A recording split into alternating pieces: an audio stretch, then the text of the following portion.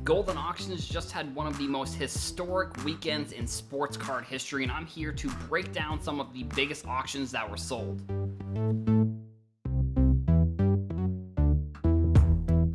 There are these moments in sports cards that I think all of us are going to look back on and realize that we were living through one of the most historic periods of sports cards in the history. I think there's times probably during the junk wax era, there was probably times during 2016 when there was a little bit of a spike, and now we're living through another moment where we are going to look back at this as one of the most historic periods of time, I think, in sports card history. So Goldin Auctions recently just ended their Goldin Elite auctions for the first round of stuff that they were selling, which was sports memorabilia and sports cards, mainly sports cards, but they sold over $33 million worth of merchandise, which was, like I said, either sports cards or sports memorabilia. There was over 46 auctions that ended over $100,000. So I'm not going to go over every single auction. I think it would be pretty crazy to go through all of them. They had tons of different lots. If you go to Goldin Auctions and you click on their Goldin Elite, you'll see all the auctions. Usually I'll just filter by price because that gives the top ones, but I'm going to go through a couple of the notable auctions and give my thoughts and opinions on them. So, I mean, I guess we kind of should start out with these Jordan cards. So there was a Jordan card that sold for $720,000. There was another one that sold for $738,000. This is up almost $500,000 from December. Like, I think in December there was a few Jordans that sold for 150,000, and then I think earlier this month in January. So actually the auctions ended at the end of January. Now we're into February, but I think there were some Jordan auctions that ended in the $250,000 range, and that spike is, for a card to do that. I think what it is realistically is that it's something that I talked about in a previous video and a previous podcast, is just that there's people getting in who have a lot of wealth that just want the card. They don't care how much they spend on it. They don't care what it goes for in auction. They don't care that the card was $250,000 a month ago. They want one of these cards now because they view the card as maybe a $1.5 million card. Maybe they view it as a $2 million card. And I think the changes that we have seen in the price of this card has really made me rethink where I think this card could eventually go. Like, I sort of expected, I guess I'm optimistic about sports cards, but I have been trying to dial back my thoughts and saying, like, that everything is going to the moon and that every card is going to go up, because, I mean, we have seen a lot of increase, but we've also seen some decreases. And, when people ask me, like, did I think that this was $1 million card? I thought it probably was, but I realistically thought it was going to take at least until the end of the year for it to get there. So, I also wouldn't be surprised if we see some of these cards sell in the $500,000 range. I think that what we saw here was that it was people who wanted the card, and they were probably wealthy enough that they said they didn't care the extra $250,000, like if it's $500,000 or $750, they didn't care the difference there. They just wanted the card now, and that's why they paid that much for it. So, it's pretty wild to see the increase in that card and see what happened. There was also a PSA 10 Mantle, a PSA 8 Mantle that sold for $1.6 million.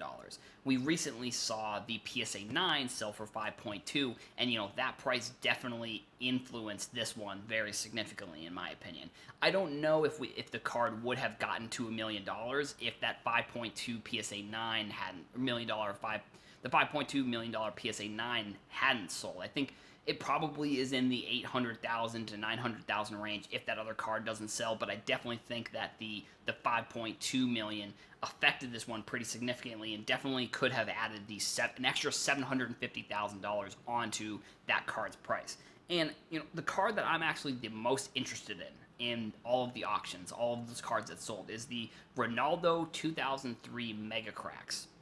So there are only about 38 or 39, I forget the exact number, but the population of this card is so small. And I know that, people will say that he has a sticker from 2002, but I think that if you're somebody getting into soccer, stickers versus sports cards, it's really going to be personal preference. I think the older sticker probably eventually is more expensive than the card, but I think that the fact that this card is so few of them definitely affects the price very significantly, and it's sold for $210,000. So it sold actually almost exactly a year after there was a Ronaldo PSA 10 that I posted on TikTok, and it sold for around $5,000. And that was actually one of the first times I had posted about a soccer card, and people in the comments were like, we don't call them, it's not a rookie card, or we don't call it soccer. Like, so that was one of the times where it actually was did decently well for the time back in last January. But it is wild to,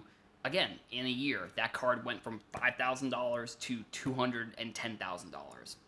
And that's like, for someone, I guess for someone who has the money to spend on maybe a $5,000 card, the increase maybe isn't as significant as it would be, I guess, because you could look back. I know Sunday League Investors put up a great chart. I think back in 2016, this card sold in the $1,600 range for one of the PSA 10s. But I think someone who has that 5,000, maybe that money isn't super life changing. But if you are, if you were lucky enough to spend, maybe you liquidated all of your cards or something along those lines, and you bought one of these cards, the increase to $210,000, that's just life-changing stuff. And I mean, that would pay off all of my student loans, double all of my student loans. It would, it's not something that, I don't own a card of that stature, so I don't really know what it would be like to sell a card like that. But it is just, it's extremely wild to see the increase in soccer. And I think that card is going to be $1 million card as well. I think I said that in my Gary V video that I talked about some of the Mega Cracks cards. I think that is going to be a $1 million soccer card as well, just based off the fact that there's less than 40 PSA 10s. It's wild, and it's one of the oldest Ronaldo's PSA 10. I think that's a $1 million card as well. So, moving on, the next card that I'm going to talk about is the NT National Treasures Anthony Davis rookie card. That sold for $1 million. So I think there were two cards that sold for $1 million, and then there was the Steph Curry that I'm going to talk about next that almost sold for $1 million. But the Anthony Davis NT 1 of 1, I think it was the RPA with the logo, man, sold for $1 million. I think it sold for 1.0. I think it sold for $1,220,000 or something like that. But it sold right at $1 million. So it doesn't surprise me. I think Anthony Davis is probably going to go down in history as one of the best big men of this generation, maybe of all time, if he wins 2 or 3 more championships. Like, who knows where he stands, but I think that card is a very significant card in the history of sports cards when it comes to Anthony Davis cards and just basketball in general. So the next card is the Steph Curry National Treasures 3 of 5. That sold for $960,000. That was also a National Treasures, and I've talked about this in the past. I think Steph Curry is probably a top 3 investment right now if you are buying current players. I think it's LeBron, Curry, and KD are, in my opinion, the top 3 current players to invest in the NBA. Curry is going to go down as the player that revolutionized the game that we're seeing today. If the game never goes back to, what it was probably in like the early 2000s where it was a lot of like big men playing, Curry totally changed the way the game is played. And I think that's going to be his legacy. That Warriors team with him and Klay Thompson, and then they brought in KD, obviously, but that team just changed the way basketball is played. So that card, I think, is a great one as well. Now we have a Mahomes 1 of 5 National Treasures. That sold for $861,000. Another great Mahomes card. I mean, I think with Mahomes, you're kind of seeing something where I think at these prices, I'm wondering where the ceiling is for like this card and then his Prism card, because I think that he has already been anointed as like the next Tom Brady, like the next GOAT of the NFL. Like, he signed that wild contract. Like, I think it was $500 million or something. I forget the exact numbers of the deal, but it was the highest contract in NFL history for anybody. Now, granted, it's like it's a very player-friendly deal where he can opt out at any point. I think after the 3rd year, I think it was like a 12-year, $500 million deal, if I'm not mistaken, something along those lines. But kind of in the details of that deal, there's an opt-out after probably the 3rd or 4th year. So it's like, if things aren't working out there, he can go, and I think at that point, or he would stay. I don't know. At that point, when you've signed such a large contract, how could you really walk away? But still, I think these Mahomes prices are really baked in that he's going to be the next most important player in the league, or the next best player in the league. Now, granted, obviously he's played in 2 Super Bowls. He's going to be playing in another one, but he's won one. He's won an MVP, made it to the AFC Championship game in what was his second year, which was 2018. Didn't win that because of Tom Brady. I think it'd be interesting if he lost another Super Bowl, or lost another chance at winning a Super Bowl because of Tom Brady. I don't know. We'll see kind of what happens this weekend. The next card I'm going to move on to, we got 3 cards left we're going to talk about. So a gold Prism PSA 10 Luka Doncic, numbered to 10, sold for $780,000. So there was also a gold auto Luka Doncic that sold, and I think that was in the $50,000 or $60,000 range.